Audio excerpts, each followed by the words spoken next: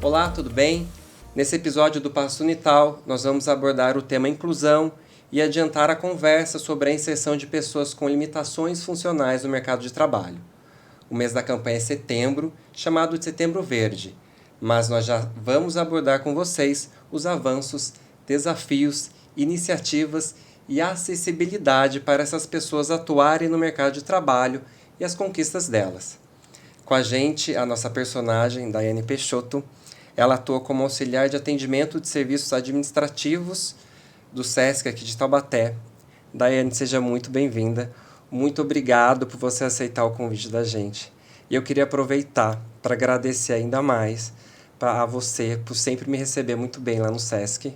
Viu? Muito obrigado, seja muito bem-vinda. Eu que agradeço pela oportunidade de estar aqui. E também a Priscila Silveira, ela atua com gestão de pessoas, também aqui no SESC de Taubaté. Priscila, muito obrigado por estar aqui com a gente hoje, seja muito bem-vinda. Muito obrigada. Então a gente conversa com você, Daiane. Fique tranquila, você é a nossa personagem. Você, na verdade, é mais que uma personagem para mim, você é uma inspiração. Sempre que eu tô lá, vejo você atuando, você me inspira. Parabéns. Você tem uma limitação no braço, certo? Você pode falar um pouquinho sobre ela, o que aconteceu? Sim, é que eu, assim, fui um bebezinho um pouquinho grandinho e gordinho, né? Aí, como a minha mãe ela era mais baixinha, acabou que eu formei um U na barriga dela. E o médico ele acabou optando por fazer o parto normal, em vez de cesárea, e eu tive que ser puxada pelo fórceps daí. Aí deu a lesão de plexo braquial no braço direito. Então, é desde quando você nasceu? Exato. Então, a gente tem umas fotos, umas imagens que você mandou pra gente. Você pode falar sobre ela? Sim, bem recém-nascida, com um braço direito móvel, essa com 4 meses. Eu não operada. entendi direito. Isso é um procedimento? Você ficou travada com 4 meses? Exato, é porque teve que tirar o nervo das 2 pernas para colocar no braço, que eu não sentia ele e não mexia. E essa é quando eu tinha 5 anos, que foi minha fisioterapia aqui em Taubaté, na verdade, quando eu comecei. Foi com a sua fisioterapeuta? Isso, lá no regional. Essa, eu, minha irmã, uma amiga nossa, num aniversáriozinho, e eu lá mostrando meu bracinho, fazendo pose. Então, Tinha 7 aninhos, né? Apesar da dificuldade, normal. Você conseguiu se desenvolver normalmente. Na verdade, assim, como estudando, sim. Só que educação física, essas coisas assim que pessoas que com um bom porte físico no dia a dia têm, eu não consigo muito, eu não me desenvolvi muito bem, sabe? Foi um pouquinho mais difícil para mim. Tá, então a parte física você teve dificuldade, mas na parte educacional e intelectual você não teve dificuldade, você conseguiu acompanhar a série certinho. Exatamente. Priscila, é comum que pessoas com limitação funcional elas consigam acompanhar normalmente o desempenho educacional ou não? A gente percebe que pessoas com deficiência têm bastante dificuldade de acesso à educação, por vários empecilhos, né? A gente fala por capacitismo da família, né? Às vezes por questão de proteção, e não incentiva, né, que a criança com deficiência, né, estude. Dani, como foi para você ir para a escola? Você estudava perto da sua casa? Não era tão perto, eu tinha até uma van que levava, mas assim, era uma escola, a primeira escola que eu estudei, eu gostava bastante. Assim, eu era mais participativa, apesar das minhas limitações. E ao decorrer do tempo, assim, foi um pouquinho mais complicado quando eu mudei de escola, a aceitação das pessoas, né? Porque se ver uma pessoa um pouquinho diferente delas, né? Foi, assim, um pouquinho bem complicado. Até estava comentando com a Pri que, assim, eu sofri um pouquinho de bullying e tal, preconceito, mas eu consegui ir levando, me esforçando, focando em estudar. E o programa que é para mostrar exatamente isso, que as pessoas que são minoria na sociedade, elas têm que passar por dificuldades e não tem, infelizmente isso ainda acontece.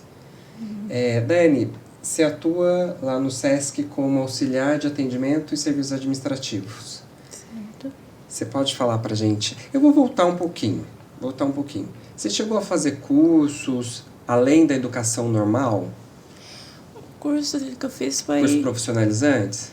Eu até iniciei um, mas eu tive que interromper por questões de saúde. Então, daí eu acabei não dando continuidade no curso profissionalizante, que era gestão empresarial. Entendi. Aí rolou a oportunidade do SESC. Como foi você participar desse processo seletivo? Eu me senti muito lisonjeada por representar a gente que é do grupo PCD, porque realmente é assim, a gente que não tem assim, estudo superior e devido a limitações é um pouquinho mais complicado, mas assim, trabalhar no SESC, assim, participar do processo seletivo, para mim assim, foi assim, uma honra, porque assim, ali eu senti que eu tinha assim, uma capacidade que era assim, um ser humano que tinha a oportunidade também de estar ali trabalhando junto com as pessoas, né? Você sentiu que tinha espaço para você? Isso, eu me senti acolhida. E tecnicamente como que foi? Você fez prova? Você só fez entrevista? Uma entrevista dinâmica, assim, a gente participei junto com outros colegas, né? A gente fez tipo, montou um cartaz, né? E assim, um cartaz para representar para o público, né? Aí, a minha rotina lá é assim, a gente, né, tá sempre lidando com o público, né? A gente é como a Pri mesmo menciona, né, Pri?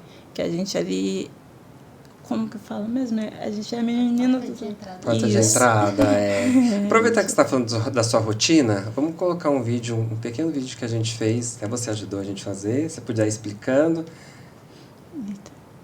Então, aí eu estava no foyer no teatro, né? Tava atendendo ele assim, pegando ingresso, né? Colhendo a bilhetagem. Bilhetagem. Aí, isso, colhendo a bilhetagem, vendo se o ingresso dele era inteiro, metade. E essa é uma outra cliente que também colhia a bilhetagem. A casa tava dela. cheia, né? Bastante trabalho esse dia, eu tava lá. Sim, tava bem cheia. Muito bom, inclusive. Isso. Aí depois eu guiei ela o assento, acho que nesse dia estava livre. Aí eu não estava livre? Não. No dia anterior. No dia anterior estava livre. Estava livre, no segundo dia já não. Viu como eu sei? Viu como eu tô lá? Eu sei tudo. É a porta de entrada mesmo, né? Isso. Eu quando a gente pensou na pauta, eu pensei direto no SESC, porque a gente enxerga isso. Quando a gente chega, a gente vê isso, que é muito legal. Agora eu vou falar com a Priscila. Você pode comentar com a gente como que é essa rotina, não só da Dai, pode chamar de Dai? Pode. Olha que íntimo. Não só da Daiane, mas dos outros funcionários PCD que vocês têm lá? Então, hoje nós temos 9 funcionários, PCD, o quadro do SESC, né, são 197 funcionários, hoje a gente tem 9 funcionários PCD. E, assim, em diversas funções, né? Temos auxiliares de atendimento, pessoas no administrativo, em cargo de supervisão. Um dos pilares do SESC é a inclusão e o respeito à diversidade. Então, temos PCDs em diversas funções, com plano de carreira, a pessoa com deficiência, ela é vista, então a gente prepara a unidade, né? Todas as unidades do SESC são preparadas para receber tanto funcionários quanto público com deficiência, e os funcionários, eles têm, assim, um plano de carreira como todo outro funcionário, né? Então, o SESC, ele não tem essa cota de PCD simplesmente por conta da lei. O SESC realmente é uma instituição que cuida para fazer a inclusão. Então, a gente tem espaços preparados, né? A inclusão, ela começa desde o processo seletivo, quando a gente entra em contato com o candidato e vê as necessidades, o que ele precisa para o dia da prova, né? Então, após o processo seletivo, quando ele chega na unidade, né? O processo seletivo é feito pela sede, mas quando o funcionário chega na unidade, a gente já tem uma prévia de quais são as necessidades dele. Mas, assim, é importante, a gente chega, senta, vê o que precisa, providencia equipamento, porque isso também é importante, né? Sim. Que ele esteja nos postos de trabalho de maneira confortável, que ele se sinta respeitado, acolhido, para que ele possa realmente se desenvolver. Como que vocês fazem o treinamento e a distribuição das atuações deles? Então, essa análise, né, é feita pela sede em São Paulo. Então, o critério de seleção não somos nós aqui da unidade de Taubaté quem fazemos. É a sede em São Paulo quem realiza. E aí é claro que há um estudo, né, quando você distribui, quando você abre o processo seletivo para as vagas para pessoas com deficiência, você analisa que tipos de deficiência, né, a pessoa pode ocupar aquele cargo, né, onde ela vai conseguir se desenvolver, para que ela se sinta respeitada, né, porque temos corpos diferentes com habilidades diferentes. Então, né, antes desse contrato, há uma análise daquela função e das deficiências. Legal. A gente tem uma pergunta aqui do Guilherme Schiavo, ele é estudante de jornalismo. E eu queria saber quais são as maiores dificuldades para a inserção das pessoas com deficiência no mercado de trabalho. É para vocês duas. Dai, o que você acha? Quais são as maiores dificuldades que você enfrentou? No início é um pouquinho assim, complicado, assim, onde você se sente um pouquinho mais confortável, como a gente pode estar fazendo mais. Eu procurei focar mais assim, em não pensar nas minhas limitações, e focar em aprender a ser profissional, porque foi meu primeiro emprego registrado, né? Isso é interessante, focar no que você pode, né? Não no que você não pode, não que você tem dificuldade. Aí eu fui focando nisso, então para mim foi, com o decorrer do tempo, foi ficando mais tranquilo, eu fui me sentindo mais segura, e eu agradeço demais pela... Hoje você se sente totalmente segura? Sim. Para seu desempenho lá no SESC? Sim, com certeza. Ótimo. E você, Pri, qual que você acha que são os principais desafios?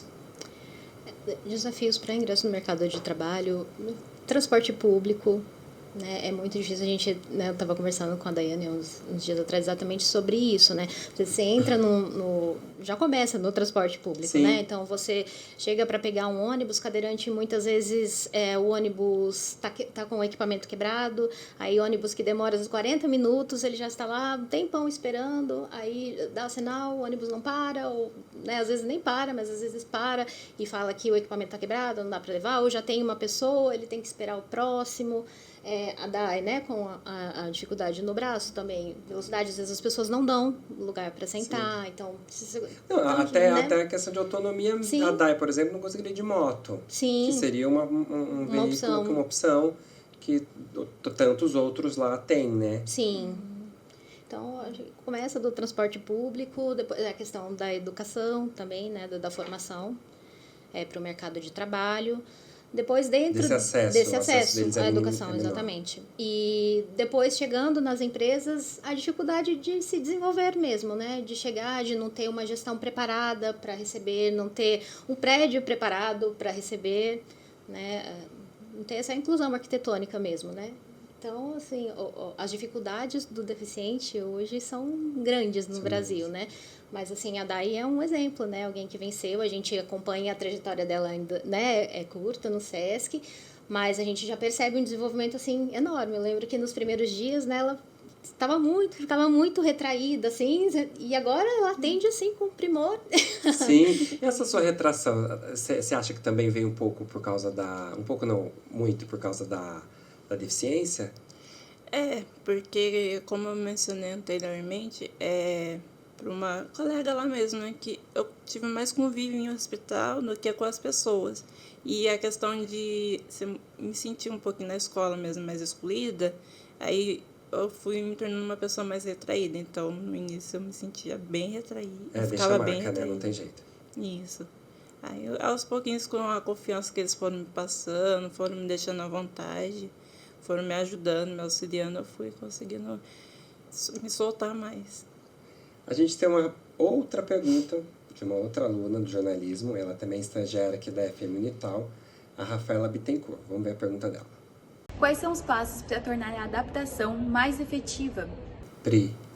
É muito importante quando a gente recebe, né, esse funcionário PCD, sentar, conversar, entender quais são as reais necessidades né, dele, o que precisa, porque, né, vem de diversos, assim, cenários, né, então a gente precisa entender quais são as dificuldades, que às vezes não é só a limitação física, né, às vezes passa por processos muito difíceis, e aí, como no caso da Dai, é o primeiro emprego formal, né, numa instituição, então, sentar, conversar, entender quais são as necessidades, procurar, né, cumprir, por exemplo, preciso de um determinado, a gente tem pessoas que são deficientes, não tem uma perna, por exemplo, e aí precisa de equipamentos para que consiga trabalhar sentado e ficar numa posição confortável. Então, providenciar esses equipamentos, a compra desses equipamentos, né? Ter uma gestão preparada para receber pessoas com deficiência, entender que somos diversos, que temos corpos diversos, que produzimos em velocidades diferentes, né? E que assim, é ter uma gestão preparada mesmo, esse é um grande passo. Então, é sentar, conversar, entender as necessidades, ter gestão preparada e, assim, sensibilizar a equipe. A gente procura no SESC sempre, pelo menos 2 vezes por ano, trazer alguém, né, para fazer uma palestra, para fazer uma interação com os funcionários, para realmente, né, a empatia é uma coisa que a gente desenvolve também, né? Então, fazer essa sensibilização com as equipes. Empatia com ação. Exatamente. Empatia sem ação não adianta. Exatamente. Então, acho que esses são passos importantes, assim, para a gente construir esse ambiente onde o funcionário PCD consiga não ter que lutar todo dia para, né, subir uma escada ou estar no lugar, mas ele chegar a ter um espaço confortável. E fluir. Exatamente, para que ele consiga desenvolver as habilidades dele, né? Você teve essa necessidade de adaptação?